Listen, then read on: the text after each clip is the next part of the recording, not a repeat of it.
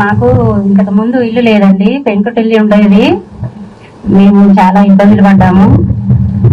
ఇప్పుడు ఇందిరమ్మ పథకం ఇల్లు వచ్చింది కాబట్టి మేము ఇల్లు కట్టుకోగలిగాము. మాకు కూడా ఒక ఇల్లు ఉంది అని చెప్పుకోవడానికి గర్వపడుతున్నాము.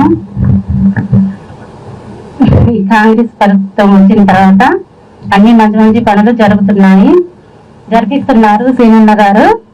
చాలా ధన్యవాదాలు అండి సీనన్న గారికి. అంటే ఇంకా సెలవు.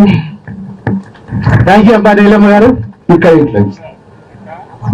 ఎంతమంది పిల్లలక? పిల్లలు ఎంతమంది?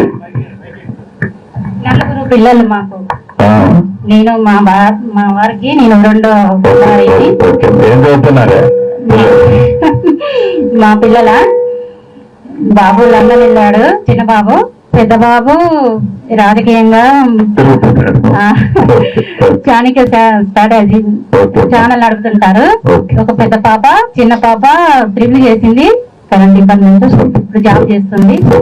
ఇప్పుడు మీ వల్ల మేము ఇల్లు కట్టుకున్నాం, ఇందిరమ్మ పథకం కింద ఇల్లు కట్టుకున్నాము. మీకు చాలా ధన్యవాదాలు. మీరు ఇంకా ఎన్నో పనులు చేయాలి, ఈ ప్రభుత్వం ఇలాగే నడవాలి అని కోరుకుంటున్నాము. నమస్కారం అండి.